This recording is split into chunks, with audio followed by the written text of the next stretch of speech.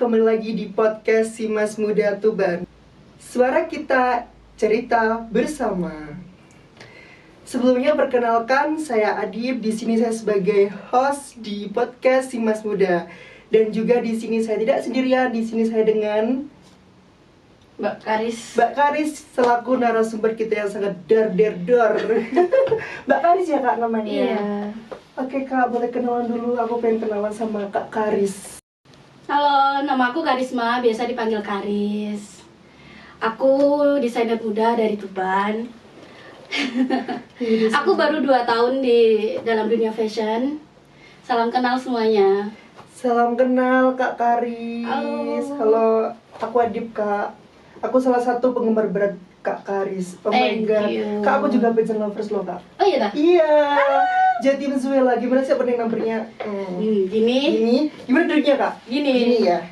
Enggak, kurang gini, kurang manja. Kurang manja, oke. Oke. Begini ya, rekan-rekan muda yang sangat der. Harus. Oke, kita opening number dulu. Adibis Raffianam, 22 tahun, sarjana musik Jawa Timur. Oh my god. Oke Kak Karis. Halo. Kak Karis, boleh dong Kak cerita dari awal Kak Karis, mulai dari belajar desain, terus bagaimana sih Kak bisa sampai brandingnya sampai sekarang? Soalnya di Tuban itu Kak Karis tuh namanya sekedar dedor Kak. Peres banget Sangat nih. beres, ember. Iya tapi bener-bener sih Kak, bagus sekali dari Thank you. desainnya Kakak, terus batik-batik yang Kakak gunakan itu mengangkat wastra Indonesia seperti Terima itu. kasih. Mau dong Kak kayak kita sharing-sharing dulu. Boleh. Jadi aku dulu itu suka desain, bukan desain sih, lebih ke seni aja. Ya, suka gambar, suka apa dari kecil banget, dari TK gitu. Iya. Terus sebenarnya jujur li aku pengen ke DKV. The Cafe. Iya, cuman kayak di sini kan belum terlalu ada. Iya. Jadi adanya di sini kan tata busana di SMEA. Iya. SMK 2. Jadi aku ambil itu sebenarnya untuk menghindari jujur ini ya, matematika. Iya. Sama Kak, aku juga ambil seni juga mengenai matematika. Iya, ternyata masuk dapatnya matematika. Oh Gitu. my god. Terus habis itu aku juga ini lulus. Sebenarnya aku juga kuliah, cuma capek Iya. keluar. Aku ambil di Susan Budi Harjo di Iya. Surabaya gitu. Susah banget di Iya. Surabaya. Terus habis itu aku masuk dalam dunia fashion di Tuban. Karena di Tuban kan ada lomba kemarin. Iya. Yang tahun 2023 kalau nggak salah ya.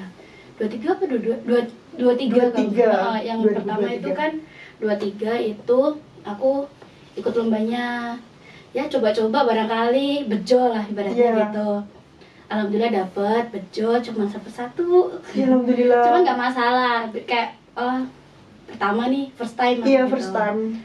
Terus habis itu dari dinas ada ini juga kan, ada komunitas. Iya, komunitas. Iya, TFC itu aku gabung.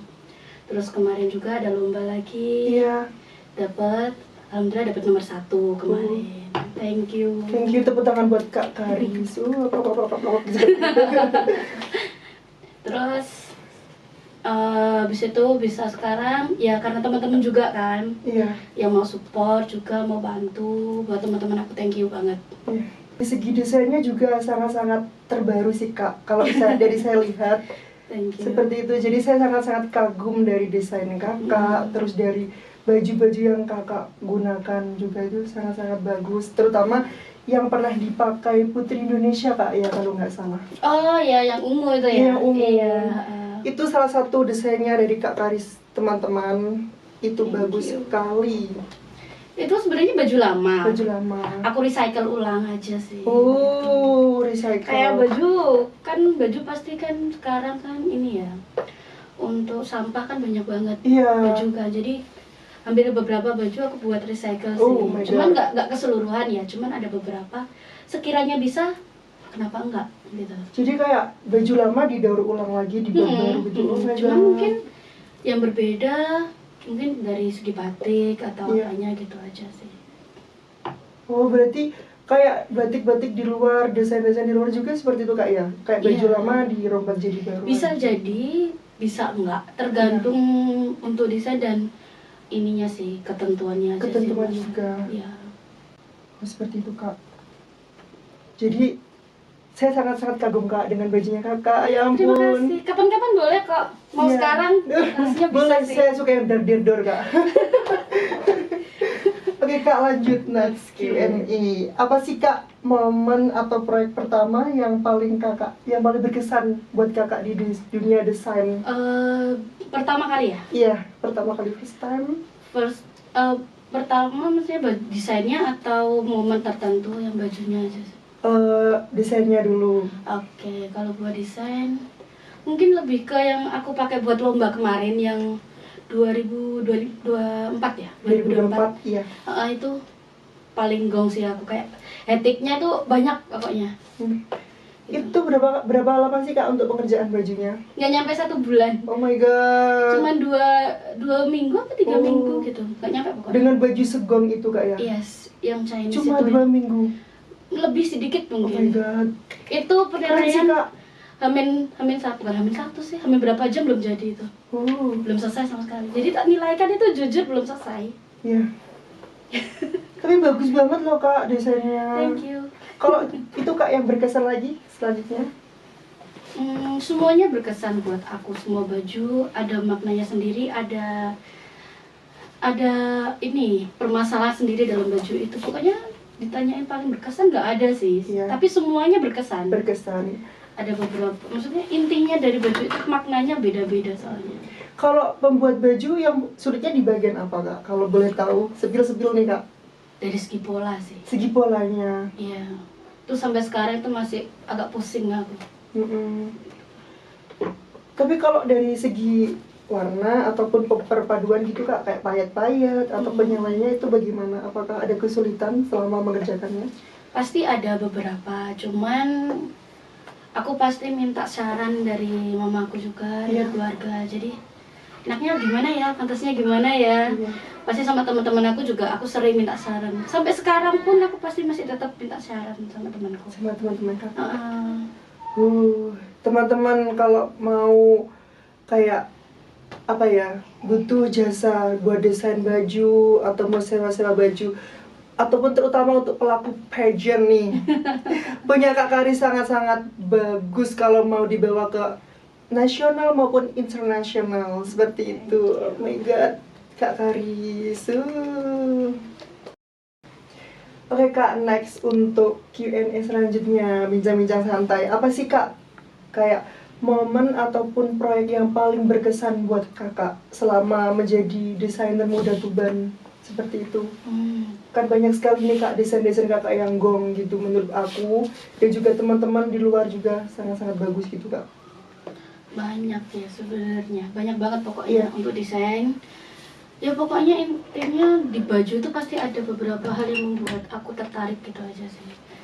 Cuman yang bener ya, yang tadi yang Chinese itu, yang bener-bener itu gong banget itu, hektiknya kayak nggak main-main gitu aja sih.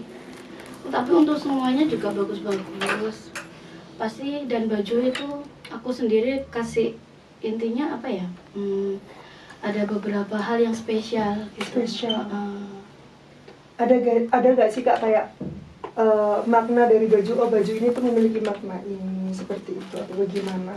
Ada beberapa baju.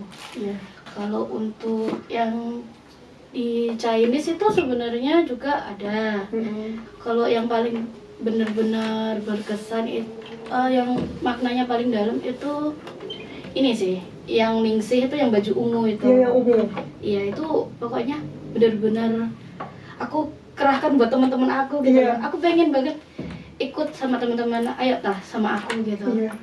Jadi hampir yang di foto itu juga kan teman aku sendiri, aku kasih buat teman aku kan ayo project bareng sama aku gitu. Jadi intinya, dan baju itu juga aku sesuaikan buat mereka. Oh anak ini karakternya gini, oh anak ini kayak gini gitu.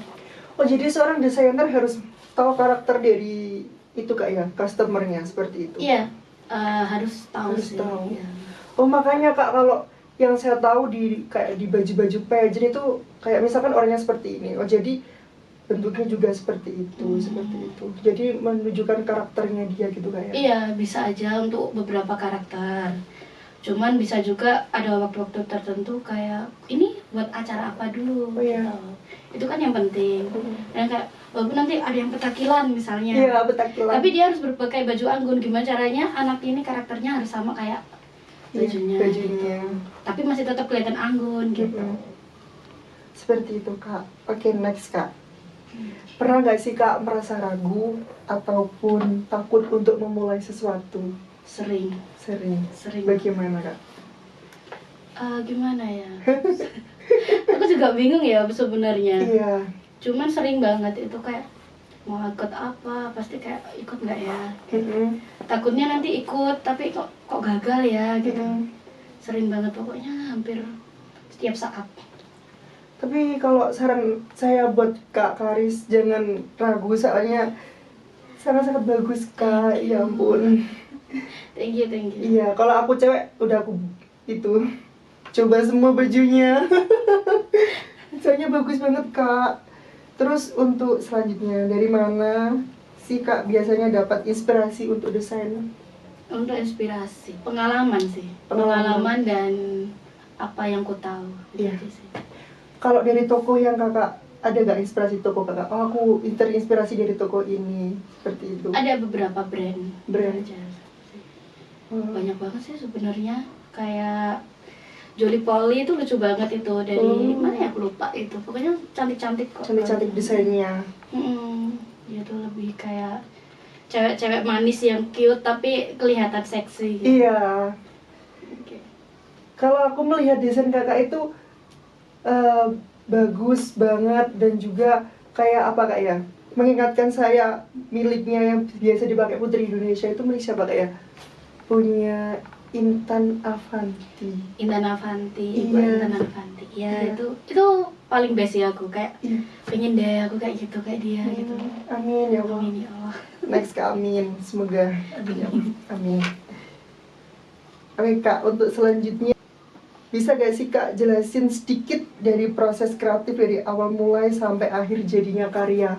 Mulai dari kayak desainnya baju, terus pola dari bajunya sendiri, terus dari kayak pemulihan model juga, seperti itu. Boleh nggak kayak sepil dikit gitu? Kalau buat karya ya, Iya. nggak ada yang signifikan sih sebenarnya. Kadang-kadang tuh kayak mendadak kayak pengen bikin kayak gini deh.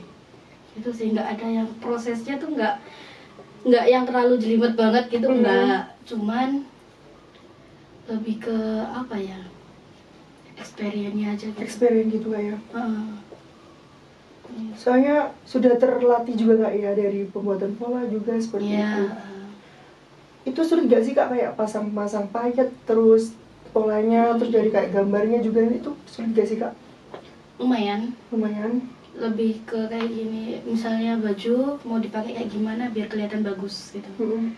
Kalau untuk payet juga mikir, bahan juga kan mikir gitu. Pemasangan juga mikir gitu. Jadi kalau ditanya susah banget. Tapi gimana juga kan kerjanya udah gitu. Jadi harus dilaluin gitu aja sih. Terus saya juga dengar dari teman-teman itu Kak Karis kayak dari desainnya tuh kayak desain ulang gitu Kak ya. Kayak gimana ya? Baju lama didesain jadi lebih baru lagi gitu. Iya, oh my god. Ya nggak semua sih, mungkin baru 2-3 baju, cuman aku kepikirannya gitu, sering. Cuman kayak baju ini udah bagus kok, tak rombak lagi gitu. Kalau nggak bener-bener emang udah bosen banget sama baju itu, mungkin udah aku rombak semuanya. Iya. Tapi bagus kok Kak, yang dirombak-rombak. Oke, selanjutnya. Ada gak sih Kak karya yang sebenarnya lahir dari kecelakaan terus jadi kreativitas? Sering. Apa ya, aku lupa sih. Ada sih baju itu. Baju yang merah aku pakai waktu apa ya? Di Abirama itu yang gelar cipta yang pertama kali anak TFC bikin. Itu sebenarnya nggak ada belahan roknya. Cuman karena terlalu sempit dan apapun aku potong gitu. Kok lucu ternyata. Itu juga kayak prosesnya juga lama Kakak dari memotong baju seperti itu. Lumayan. Oh my god. Sebenarnya nggak lama sih, sehari udah bisa. Cuman tinggal mood. Ya mood Mood itu penting. untuk membuka niat juga. Iya, mood itu penting.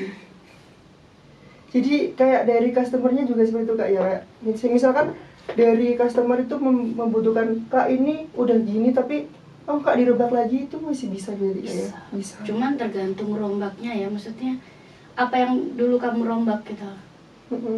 Mungkin kayak Mbak kelihatannya terlalu gede ya lengannya gitu. Dibikin press aja sih, oh bisa. Cuman kalau udah kecil minta di ini ya susah gitu, minta digedein gitu. Jadi kalau semisal size-nya tuh bisa dikecilin gitu Kak ya, tapi kalau size bisa. Bisa, kalau dibesarin agak sulit. Agak gitu. sulit sih. Iya, gitu. Jadi makanya kadang-kadang kayak dibesarin dulu aja nanti dikecilin gitu. Seperti itu. Oke Kak, selanjutnya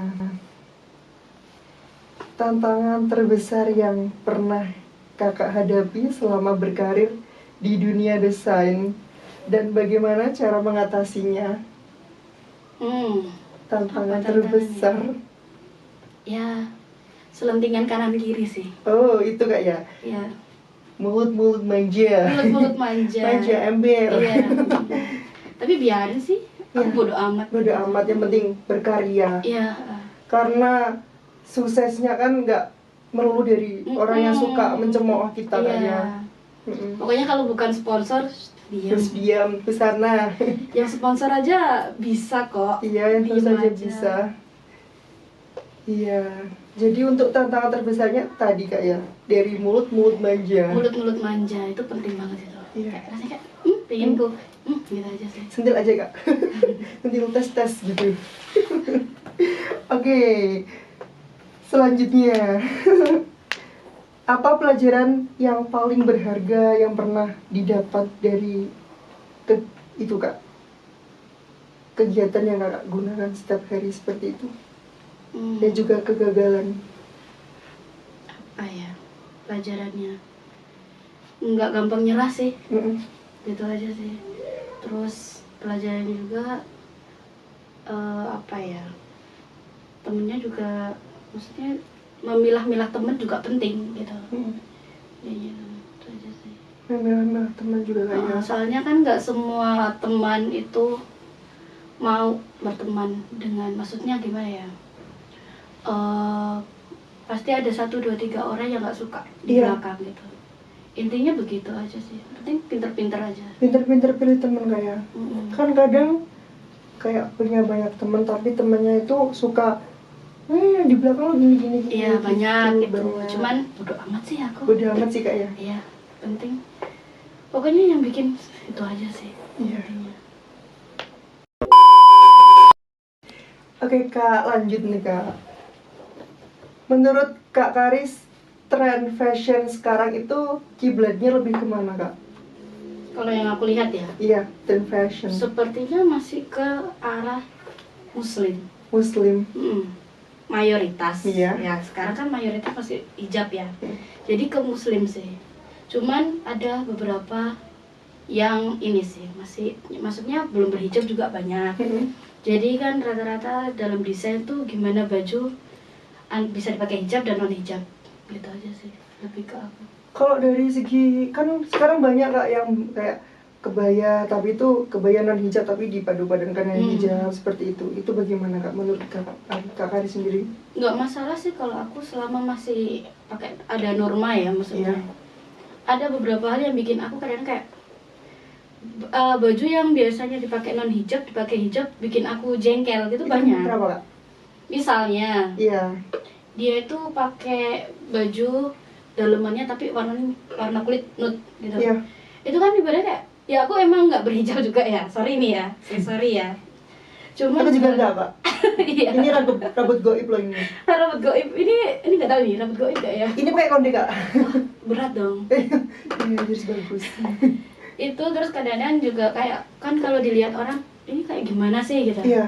Terus habis itu juga untuk baju terlalu press body juga kan nggak bagus. Iya bagus. Sekarang kan bukan rata-rata ya, maksudnya ada beberapa orang yang seperti itu gitu. Pakai celana terlalu ketat itu kayak mataku kayak ya Allah gitu. Ya Allah, minta suwe ae.